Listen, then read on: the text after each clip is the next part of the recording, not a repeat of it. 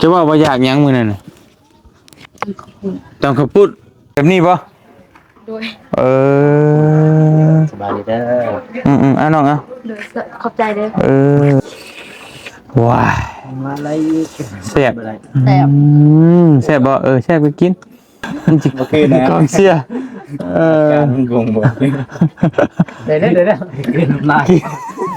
สกายกินแม่เดี๋ยวอาการตำเป็นบ่เนาะแน่คิดว่าตำเป็นชื่อไม่ให้ตำโอ้ยเนาะโอ้ย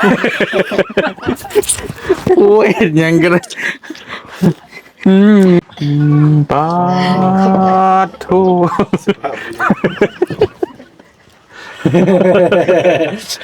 แต่ละมือนี่เฮ็ดยังแน่น้องแต่ละมือนี่ตักน้ำหาพักตักน้โดยำหาพักโดยไปหาพื้นนะหาพื้นพ่อพี่น้องเลยพูดนะออกมาจะคือน้ำประปาน้ำอันนี้กินแซ่บกินแซ่บโดยทีนี้บ่มีหรอบ่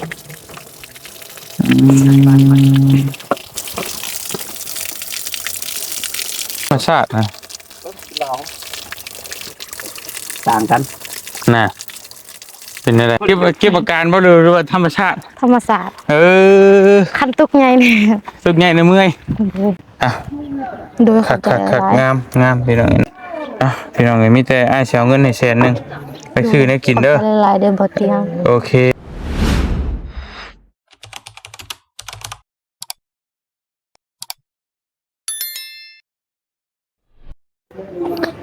พี่น้องเนาะพาตัวเปิดภาพมามันนี่ก็แดดแจ้งพี่น้องเลยเนาะพาตัวพี่น้องเลยเป็นภาพที่พี่น้องอาจจะคุ้นหูคุ้นตาอยู่บรรยากาศแบบนี้เนาะพี่น้องเนาะกับทักทายสบายดีพ่อแม่พี่น้องเบ้อสู่คน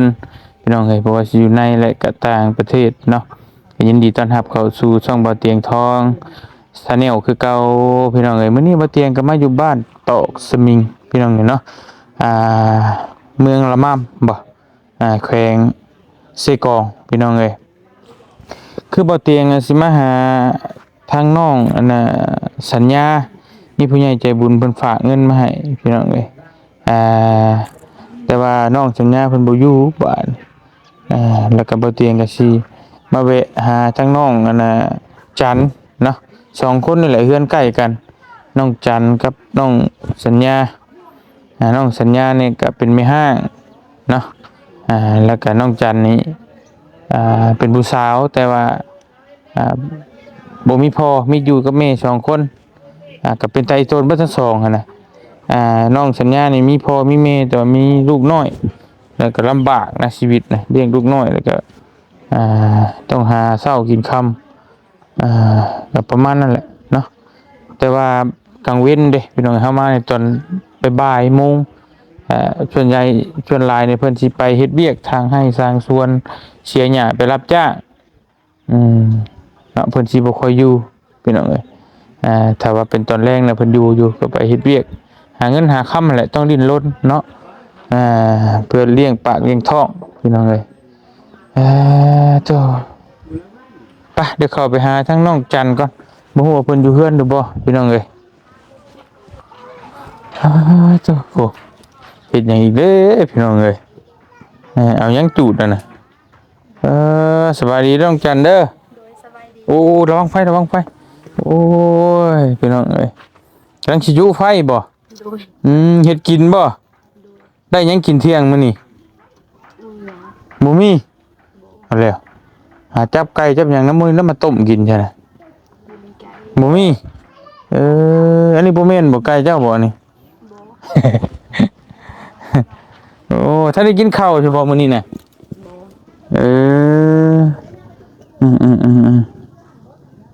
เอ้าพี่น้องนี่เนาะใช่แม่เจ้าไปใช้คือบ่เห็นเงียบๆแท้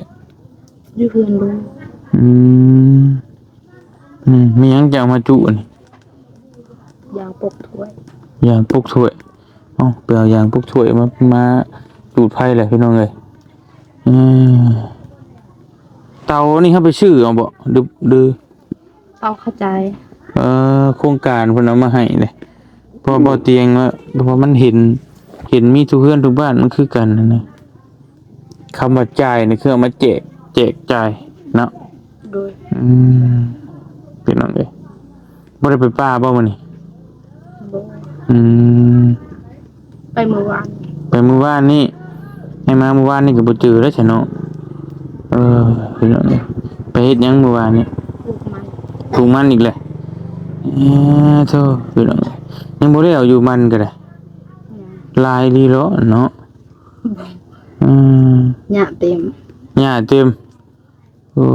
เสียหญ้าไปนำ โดย อ่าโอเคพี่น้องเอ้ยป้าตอนนี้กินข้าวเที่ยงจะว่าอยากหยังมื้อนั้นน่ะตำข้าวปุ้นโอ้แล้วบอกว่าอยากกินตำข้าวปุ้นเหรอหรือว่าตำขนมจีนนั่นแหละบ่มีบ่น้ำบ้านนี่บ่มีบ่อยู่น้ำบ้านนี่มีขายบ่ มี มีใช่ อยู่หา อยู่ห้าน โดย อยู่วางใดหันมัน หันปลาก็มี อืมพี่น้องเลยไปมาพี่ฮ้อนแดดแท้นี่เนาะฮ้อนพี่น้องเลยไปไปหันแล้วนะบ่ได้มีแนวกินดอกว่ะพี่น้องเอ้ย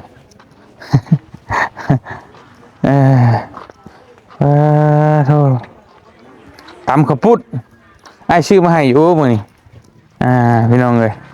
ซื้อตำข้าวปุ้นมาให้น้องเพิ่น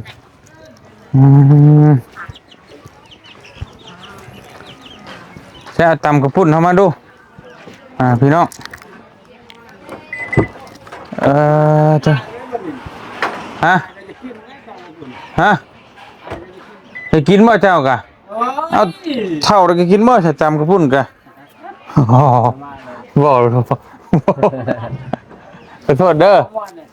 ว่าหยอกไปสิได้พี่น้องแบบนี้ป่ะ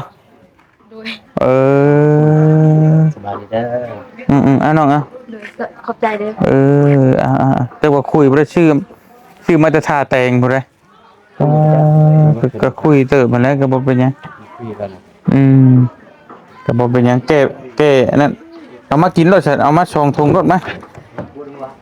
แก้ให้วัยรุ่นเพิ่นกินน้ำวัยรุ่นก็หิวน้ำอยู่บ่วัยรุ่นโอ้ยเนาะ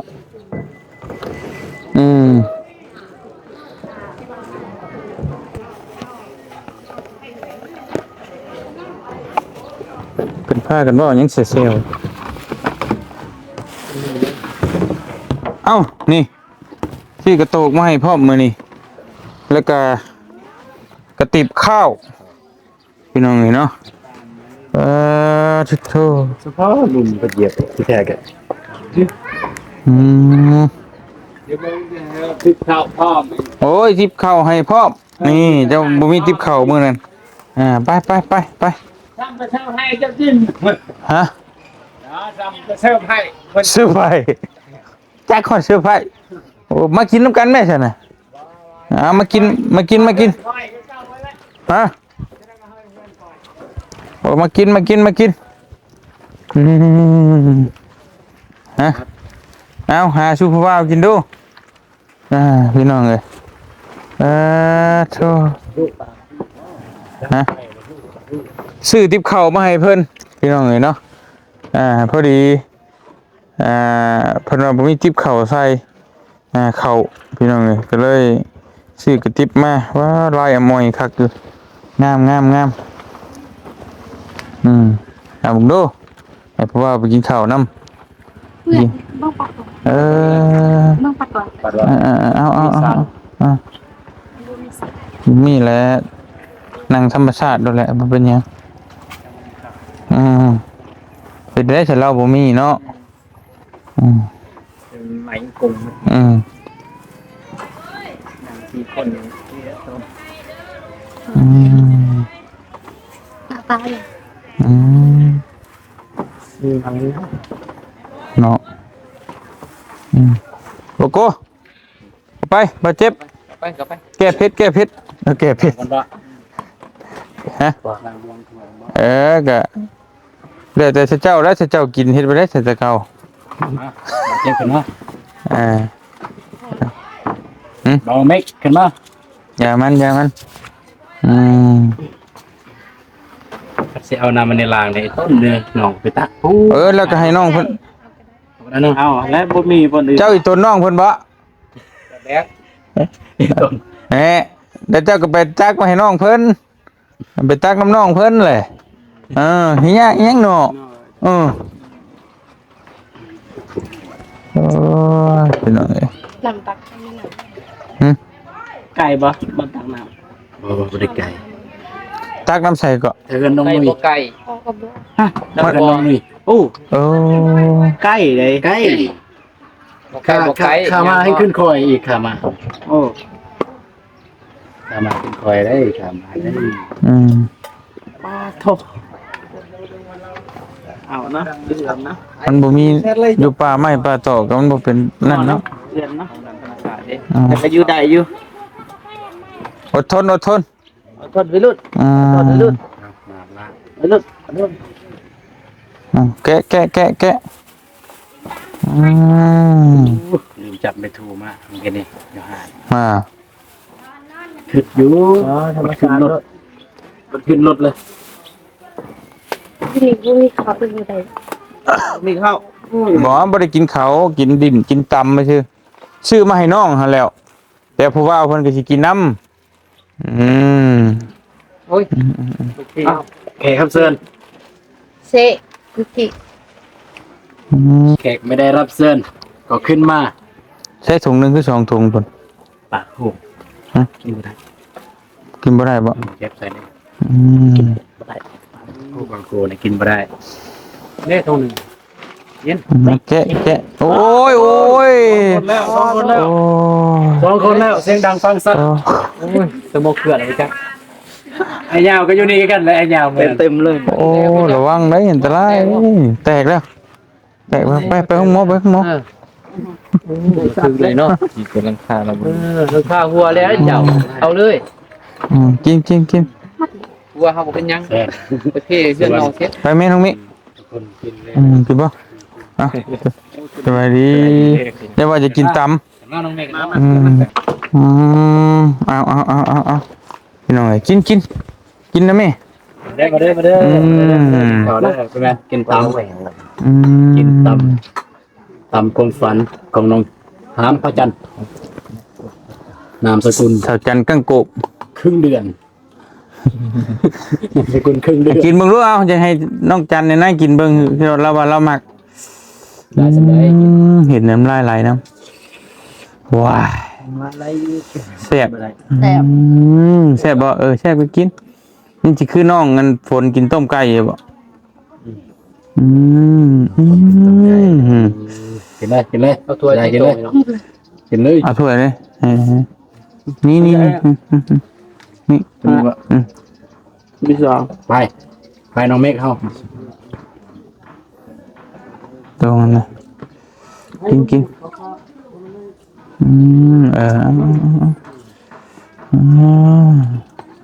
นเบาๆเนาะกินไหมกระทำปากเจ็บตรงนั้นโอเคนะ กองเสีย มันงงบ่ เดี๋ยวกินน้ำลายสบาย กินไหม ได้ อาการพองบอกกับน้องเอกว่า กิน แล้วทางหลังบ่ยัวให้น้ำลายจะไหลน้ำนี่ น้ำลายเพิ่นสิไหลแต่เพิ่นกินอยู่งบอยู่แต่เจ้าว่าไหล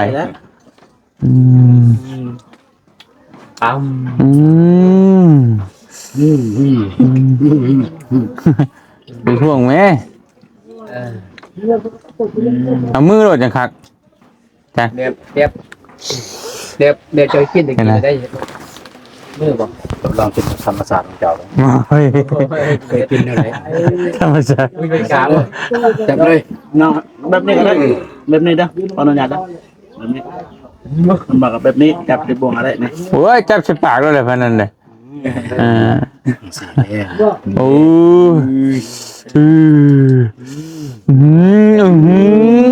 แบบนั้นแหละเมื่อเราบ่มีบ่วงนี่หรอเนาะ อร่อยจังหู้ กินได้ใดก็แซ่บนะของหมักอืมไอ้เบาหยอกเลยเฮ็ดตามธรรมชาติน้องเนี่ยอย่ากินไปได้กินด้วยอืม ตุนจักซอยกัน เอา ไปกิน โอ้เอาโอ้โอ้เอาโอ้ยโอ้อืมอืมกินอ่า จะเอาหุ่นยาเลยครับแม่กินบะตก แซ่บบ่โอ้แซ่บไปดิแซ่บไปกินรสยังอีกถุงหนึ่ง ตรงหนึ่งใส่แล้ว ป้าไปบ่ได้ได้หัน ทำเองเป็นบ่ ตำเป็นบ่เนาะแน่คิดว่าตำเป็นจะซื้อมาให้ต ตามแบบสไตล์ของเก่าเลยลองกินเอาใช้กินอยู่แล้ว อยากกินบ่ลง ำอยากกินบ่ลูก ตำเองว่าแต่ว่าแซ่บตัวนี้ก็แซ่บกันนั่นแหละ จักมื้อน้องจะสิไปซื้อกินเท่านึง มีหมูพาไป เดี๋ยวมันตำข้าวปุ้นว่าตำมีอันไหน ข้าวเปียก บ่เพิ่นตำข้าวปุ้นได้ไหม แล้วก็ต้องกินน้ำ ทงเท่าไรบ่เพิ่นขาย 30 แพงไหม ก็เอากันนั่นแหละไปกับหมู กก30บาทกกเล็กบนกกดิน พวกดิน ไปแซ่บดีเลยพี่น้อง ก็สั่ง กเล็กกดิน เอิ้นพี่น้องกินน้ำนึกว่า กินแต่บ่เจ้าเนาะตอนลาดแตกก็สั่ง ปุ๊ FC ก็น้ำลายแตกชุดๆอยู่เอิ้นพี่น้องกินน้ำดูจัน มาเด้อ FC ทุกคนกินตามข้าวบุญน้ำ เด้อเราช้าๆเนาะ โอ้ยเผ็ดแห้งเลย มาเด้อขอช้า อย่าละว่ากินเนาะโอ้พี่น้องเลยเห็นในกันลายแตกน้ำมาเตียงกัน น้องให้ได้ยินเสียง ตอนจะกินเลยเอาตอนจะกินเลยแบบควบนะให้ได้ยินเสียงชัดเจนเลย ใส่นั่นเราก็ได้ได้ช่วยแล้วโอ้ยเนาะโอ้ยยังก็ได้โอ้ย ไม่ได้ยินเสียงเลย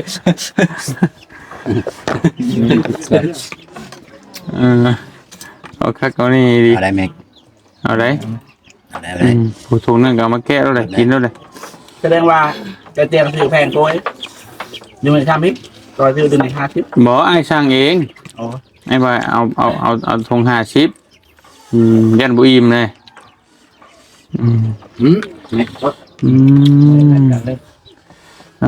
กิน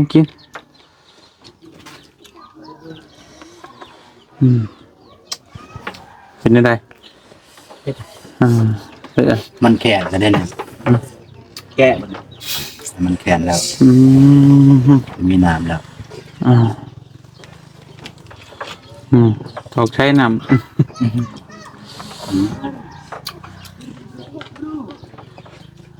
บ่เผ็ดบ่น้องจันคือบ่เผ็ดฮะโอ้กินเข็ดนี่ดิ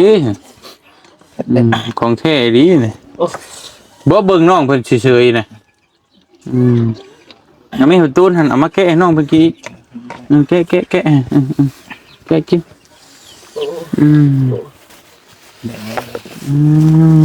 อิ่มเลยน้องมิได้อิ่มเลยน้องมิเลยแกะกินกิน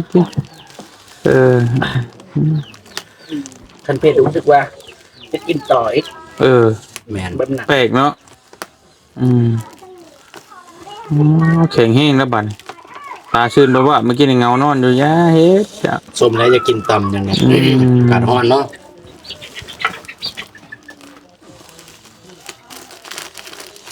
จันคุณโก้ ถอกสโลดหันถ้วยเดียวหันควบโลดหัน เอาไว้บ่ได้ว่าให้แม่ ฮะบ่เบ่งเอาก็ได้เบ่งเอาก็ได้ ตอนนึง น้อยเบิดเลย แม่ ไม่มีป่ะ แม่ ให้หน่อยเด้ ไม่หน่อยได้มีกันไม่มีเท่าหน่อยแท้ เออเออแล้วอาหารเพื่อมันคุยกันร้ายคือดีโอเค ครั้งแรกเลยกินเนื้อแตกครั้งแรกเลย ครั้งแรกเลยมันบอกโอ้กินเอามาตุนใช่ปะ โอ้ย เดี๋ยว กินเพราะถ้ากินบะถั่วยนะย้อมมาเรียกพอเตียงถือว่าน้องเพิ่นมักอยู่ดี ผู้ซื้อกับผู้เสียใจ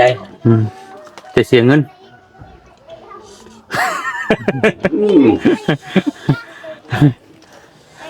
เพราะเสียว่าเจ็บ เสียเงินแต่ว่ากับพอเสียอยู่แต่ว่ากินบ่เบิดกินสะกินทรายกินทิมนะก็ได้เงินกินเลยกินเบิดนะก็โอเคผู้ซื้อกับผู้เสียได้นะคนน่ะ ก็บ่ได้เสียดายดอกแต่เสียเงินแดงว่ะ มาเด้อ ไปน่ะใช่แม่เจ้าคือบ่เห็นหน้าแม่เจ้า เรื่องปาก มันคือว่าเอิ้นเพิ่นมากินน้ำเด้อ ถ้าเวียดปะ เอิ้นเพิ่นมากินน้ำกันเลยแม่ลูกเคยน้ำไผจะเป็นลูกเคยบ้านนี่เอ้าแกงหัวเลยโหป้าทิชชู่กันในโตเลย บ่จักสิแบ่งเลยไปอมเลย กินได้บ่เลยกล้ากินบ่จันบ่เจ็บกินเลยกินได้บ่ ไปอมแล้ว บอกมากินเป๊ปซี่ เป็นหยังเนาะ เพราะว่า มันบ่แม่นตีกระเพาะกินเผ็ดปานนั้น กินบ่ได้ ขยะเราอะ จะเป็นกระเพาะกินเผ็ดปานนี้ซื่อๆอยู่ไอ้ก็ยอมแล้วโน ระดับแบบเผ็ด สิเป็นพญาติ อ๋อ ว่า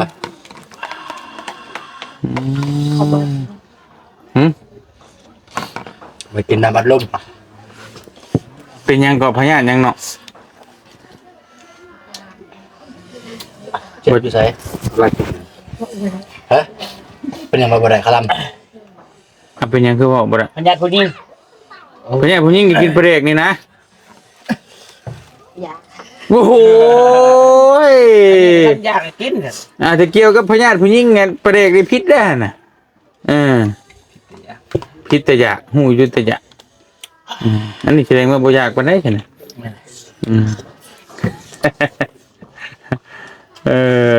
เป็นอะไรสิแล้วกันพญาติผู้หญิงนี่คือยากันนี่นั่นบ่ กินเวลาจึงหายากินน้ำลัง แสดงว่ามื้อนี้นี่เป็นถึกเรื่องพญาติผู้หญิงเลยถึกบ่ ผมไม่ก็คือ เคยเห็นในหนังเคยเห็นในหนังแบบ บ่จริง ตอนเคยเบิ่งหนังท่านผู้หญิงอยากกินส้มเป็นพยานผู้หญิงก็คือกำลังคันต้องถือก ำลังกัน ถือคันเหมือนกันนะ คือพวก เป็นเดือน บ่เกี่ยวหรอกประจำเดือนกับประจำเดือนมันปกติเป็นโรคมันต้องเป็นพวกตกขอกตกขาวอ่ะ อ๋อ เกี่ยวกับมดลูก ว่าจะมีลูก ตกขาวบ่ตกขาวโตแท้แล้วได้เดี๋ยวนี้นะ บูอย่างนะ ของแท้ประเด็ก ของแท้ บ่เกี่ยวกันอันนี้เป็นพี่คนละเรื่อง ไอ้ผู้หู มียังไงบ่ฮู้ มีเมียเนาะ โอ้ยไอ้ฮู้เบิดยาคุมยี่ห้อใดบอกไอ้มาฮู้ฮอดราคามันพุ่น แสดงว่าไอ้ซื้อตลอด ไอ้ชื่อให้เมียตลอด เป็นอย่างซื้อ ถุงยางอันบ่เป็นถุงยางผ้าอนามัยไอ้ก็ชื่อ บอก ยาคุมก็ชื่อ แสดงว่านี่ใส่ใจ สลิปก็ชื่อ ทุรายละเอียด เสือน้อยก็ชื่อ โอ้ ชื่อเบิดไอ้นั่นฮู้เบิด แสดงว่า บ่ตัวไอ้ แส ก็ ด ได้ งว่าใส่ใจ ก็บ่ใช่ใจแต่ก่อนก็ฮักเมีย หักเนี่ยแหง ฮักแห้งเลยเนาะ ตัวอย่างว่ามีผู้หญิงนะมาลมอายตัวอย่างเลยยังมีผู้หญิงลมอายเนี่ยจะได้ต่อ นี่แหละจ้ะมาล้มแบบใด ตัวอย่างว่ามีแบบคนสนใจมาลมอาย คนชายก็บอกว่ามีเมียแล้ว นั่นนะ มันบ่อึดได้คนสนใจนะน้องเจ็บ บอก ทั้งแชททั้งมาเพิ่นก็มาถามมานั่นมานี่เด้เฮาไปบ้านอื่นเมืองไกลคิดว่าเฮาบ่มีเมียแหละเพิ่นบ่จักเด้ก็มีบางคนเว้าอยากได้เป็นลูกโขกลูกเคยก็มีแต่เฮาก็บ่บอกเพิ่นตามตรงเด้ว่ามีเมียแล้ว เคยมีแบบว่าไอเอาแบบเอาขาดอกให้มี มีก็เป็นอย่างที่มี แบบเขาเบิ่งแบบดีอะนะเขาบ่ต้องการขาด มี อก หลายเขา มีบ่ หลายเอาบ่เอาไอ้เฮาก็เอาบ่ได้เฮามีเมียเด้เด้ นั่นถือใจเบาเจ็บกับเบาตูนแล้วนะเบาขนองเบาเจ็บเบาตูน หายากเลยชาวบ้านอ่ะบ่มีเอาแบบ น้องเมฆนี่ก็ยังมีนี่หลายคนนี่แต่น้องเมฆยังบ่เอาน้องเมฆยิงได้ยิงอยู่ คนดังนะ มันดังในยิง ทางเร็วยิ่งเนาะน้องเมฆ เออ กูได้ยินนามมันเลย เอาบึกสะจันกังโกก เลิกกัน พอเต็งเห็นกันน้ำลายไหลน้ำแต่กินบ่ได้พี่น้องเสพท้องสมใจแล้วมันนี่เนาะก็สมใจแล้วมันกองไพ่ข้างในทีมเลยแบบกองไพ่ฮาจุมากินลืมเลยปาทู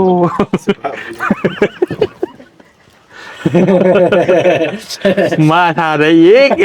ยินนามให้น้อง โอ้ยบาดเจ็บ โดย สู้เขา โอ้บ่อะไร เอาได้หักเดียวใจเดียวเอ้ถึกใจน้องดื่มได้แบบนี้ กูได้อยู่ กินเป็นหมูเป็นเพื่อนได้อยู่ ขอโตก่อนไร โอเคเนาะโอเคไปใช้น่ะกินแล้วปนีเลย มันหอนมันหอนแล้วมันเผ็ดนะ เอาพอดีแล้วฝนใช่ไหมแล้วพุ่นพี่น้องเลย มันหอนแล้วมันเผ็ด ทางนี้นี่บ่ค่อยตกนะบ่ตก กับมันโดนตกเทือแต่ว่ามันอาจจะตกอยู่ดอก จับมือแล้วฝนบ่ทันตกดอก กิน ลายมือ ประมาณ สิบปลาย ปลายวันก็พี่ลึกทางบ้านเฮาก็คู่มือ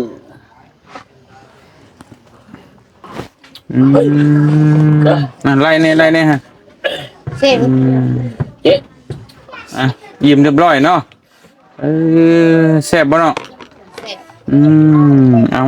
เก็บไว้ก่อนเก็บไว้บัดนี้ป้าทิโต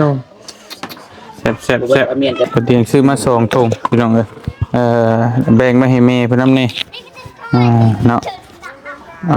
ต่างแล้ว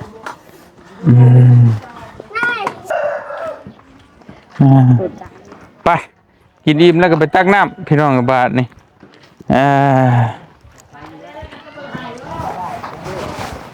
โอ้เนาะน้องเพิ่นสิพาไปเบิ่งหม่องตักน้ำเดี๋ยวสิถ่ายวิถีชีวิตน้องเพิ่นให้เบิ่งพี่น้องเอ้ยว่าแต่ละมื้อแต่ละเว้นนี่เฮ็ดหยังนี่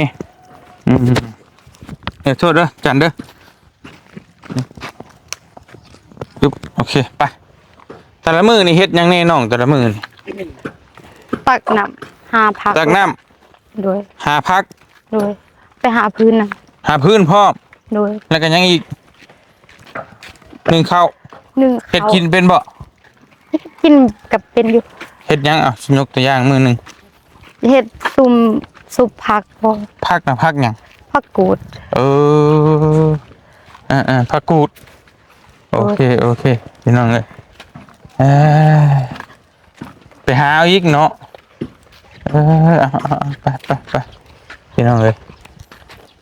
ไปเบิ่งก่อนไปทางไหนไปตักน้ำนี่คือน้ำหยังอันนี้น่ะ น้ำออกบ่ น้ำหมกบ่ โดย บ่คักแท้พี่น้องเอ้ย ไปตักน้ำก่อนผลิตเรือนงามแท้พี่น้องเอ้ย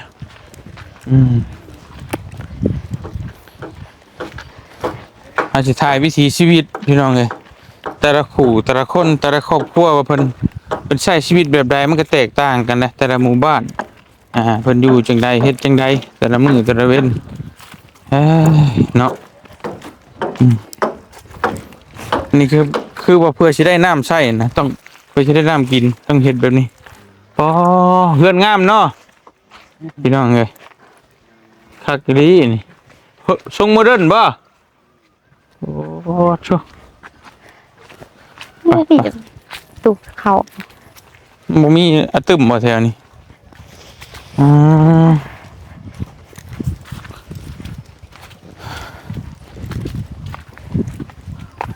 ไปทางไหนบ้าน บ่มีประตูเข้าแล้วนี่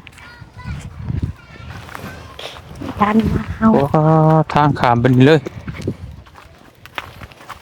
เอาลัดป้าลัดลงลัดพัวไปนี่เฮ้ยเฮ็ดตัวโอ้ย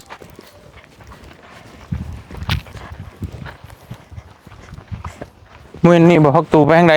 ฮะ พักตูนี่ก็ได้ไปได้บ่แล้วออกพุ่นบ่ ปูคือกันบ่เคยไปออกทางนี้ ไปเป็นไงน้องเพิ่นพามาทางลัดนะเนาะเก้าไปทางโค้งไว้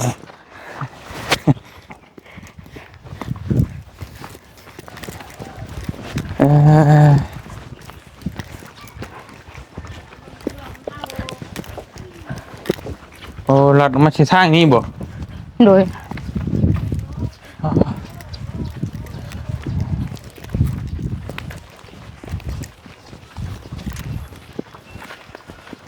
ชาวบ้านก็มากินพี่เบิดบ่เนาะ บางคนซื้อบ างคนไปซื้อเอาบ่มีเงินซื้อก็มาเอาพี่เนาะ ๆโดย โอ้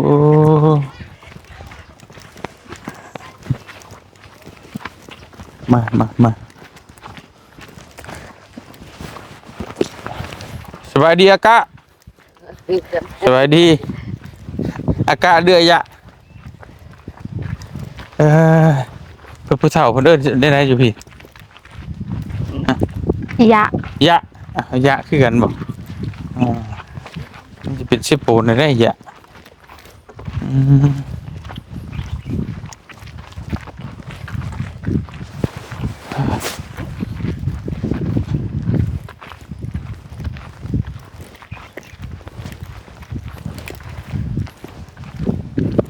ไปทางใดปาน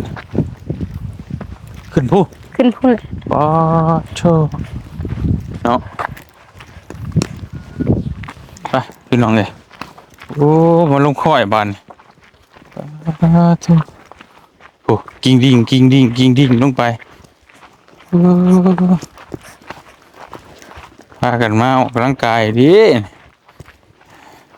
ต้องมาตักไปชี้ขมือบ่เนาะ โดย โอ้ไหวเด้แนวนี้ยังกันนะโอ้โอ้ยยางน้องข้อยใครอยู่บนยางขึ้นนี่ดินี่อ๋ออย่าได้ขอได้ช็อตเด็ดได้โอ้เตก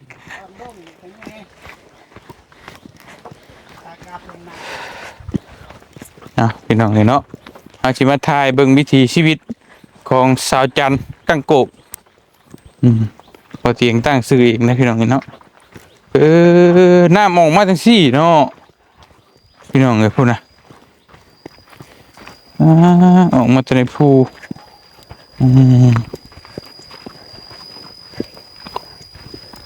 โอ้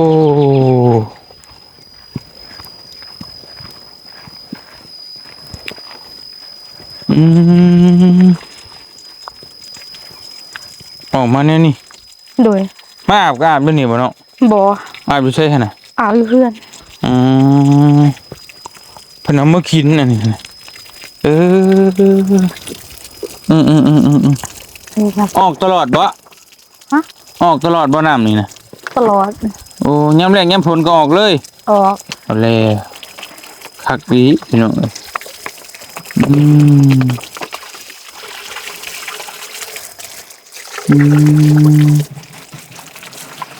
เอาเมื่อได้กินเลยแบบบ่ได้ต้มบ่ บ่ มันก็สะอาดอยู่เลยพี่น้องเนาะคือน้ำประปานี่ น้ำอันนี้กินแซ่บ กินแซ่บ โดย ท่อนี่เพิ่นฟังเข้าไปฮอดใช้นี่ กกซากไฟปลา สร้างว่าพี่น้องเนาะมันไหลออกมาเอง ตะกี้กะเขาเห็ดเบื้องนั้นแบบฝนตกฤดูมันเสียนเขาเลยเห็ดเบื้องที อันน้ำออกฮะ โดย คือบ่เฮ็ดต่อไปบ้านเลยเนาะ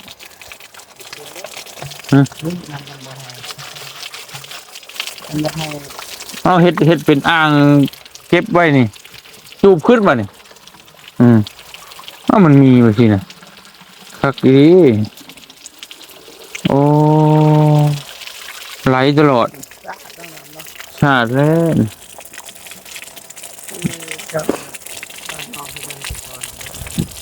ทีนี้บ่มีหรอบ่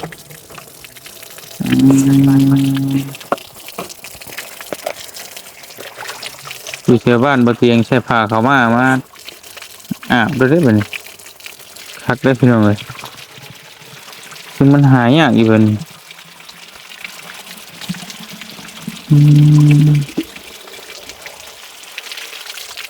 สิโปนก็มีแค่บางหมู่บ้าน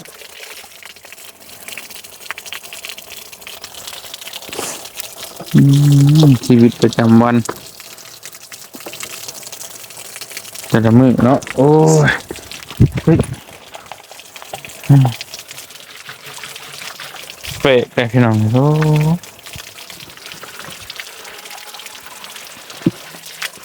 คือ เป็นทอยางมาออกมาจะใส่บุรุมาตะพุคักในเรื่องเย็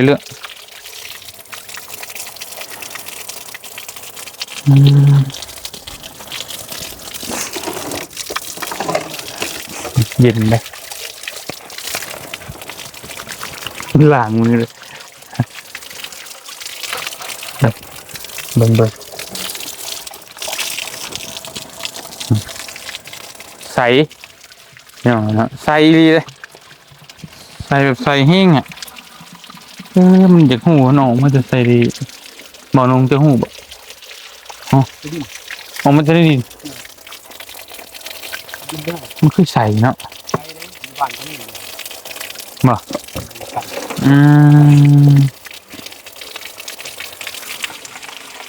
มันก็มันเป็นนิ่วบ่เขากินแซ่บเย็นแซ่บบ่ต้องใส่เกลือเป็นนัวก็แซ่บบ่เนาะโอ้โหตามท่านอยู่ว่า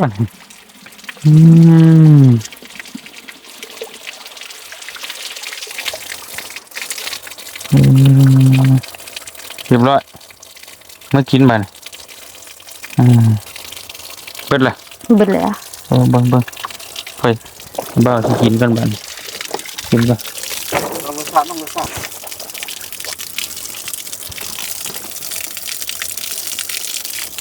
หอมอ่ะเป็นไงเย็น คล้ายๆขึ้นน้ำถ่างเนาะเดี๋ยวเดี๋ยวก็น้ำถ่างลงมาทำนี้บ้านนอกก่อนตั้งบริพอมีกินยังรู้สึกว่าเย็นแล้วก็แต่ นี่ก็แซ่บอยู่แต่ว่ามันก็คือน้ำสร้างอะไรธรรมชาตินะ ลอง บ่ลองบ่ดูได้มันคือกันเนาะแบบ ลองมีน้ำอยู่เลยต่างกัน น่ะเป็นอะไร แซ่บไหนบ้านน้องทักก่อนนะ มันก็คักไปแล้วบ้านเจ้าของ บ้านไทยบ้านไหนบ้านเฮากับชาวบ้านเฮา มันก็บ้านแสดงว่าเจ้าของแซ่บกว่านี้อีกเห็นป่ะชิมเบิ่งหิวน้ำนะนี่นะเฮ็ดได้หิวน้ำนะเฮ็ดแต่ตีว่านี่เป็นจะหูรสชาติได้เอาอีกบ่รู้มาบ่เจ็บสมองช่วยป่ะ แน่ บ่ เจ๊โอ้หนักเลย บ่นัก โอ้บ่หนัก บ่นักบ่เนาะ บ่ โอ้เก่งแฮะบ่เจ็บนี่ขึ้นบ่ได้ ไอ้เว้าเหือเฮงไปใส่เบิดเหือเฮงเจ้า ยิ่งเขายิ่งได้เนาะ สินั่นไง ขึ้นกันเลย เมื่อยบอกสิเปลี่ยนเด้อให้บ่เจ็บเปลี่ยนพี่น้องเอ้ย โอ้ย ธรรมชาติเนาะคนก็สิมาเลยนี่คือเขาถ่ายทอดชีวิตแบบธรรมชาติให้พี่ให้น้องได้เบิ่งพี่น้องเลยเนาะว่ามันเป็นจังไดระหว่างตามบ้านนอกบ้านนากับในเมือง การใช้ชีวิตมันต่างกันพี่น้องเอ้ยอยู่ในเมืองนี่เจ็บท้องอยากเข้าห้องน้ำเปิดประตูพับอยากอาบน้ำเปิดประตูปั๊บอยากกินน้ำเปิดตู้เย็นปุ๊บแต่ว่านี่บ่เปิดใช่ไหมตักน้ำกินได้ เริ่มบ่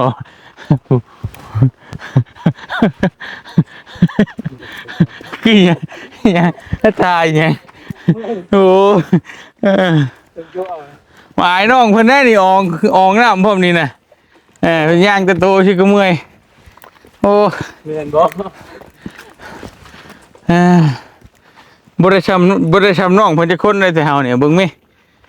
หอบบ่เลย เฮาโดนได้บ่ได้ ฮะ เจ๊ น้องเพิ่นนี่เฉยๆนี่ถือว่าแข็งแรงพี่น้องเนาะกินเผ็ดเกินทีมงานน้องเพิ่นนี่เฉยๆเก่งเนาะพี่น้องเอ้ย เก็บอาการบ่ เก็บอาการบ่หรือว่าธรรมชาติ ธรรมศาสตร์ คันตุกไงเนี่ย ตึกใหญ่นะเมื่อย อัน มันได้ นี้ ย่างจะโตขึ้นเมื่อยทำมันเป็นอะไรนักพุ่งบ่ฮะเนาะต้องฟิตร่างกายได้พี่น้องไอ้ทำมาอยู่บนนอกบนหน้าแต่ก่อนบ่เตียงก็บ่อันเนาะสำนี้คือว่าอะไร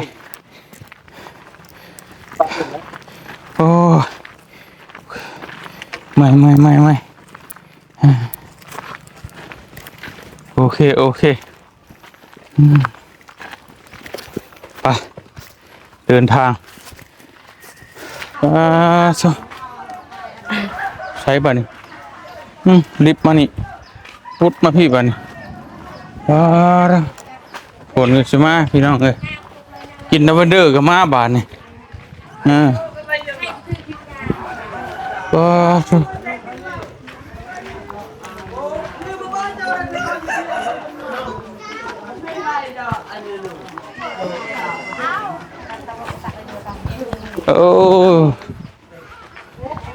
ยเวียดมาขายเสื้อผ้าได้เวียดขายเสื้อผ้าบ่ครบหมดเลยเนาะ เปิดสักโทรศัพท์ เจ้า โอ้สักมันเอาตุนนาแวว ลึกที่นี่เลย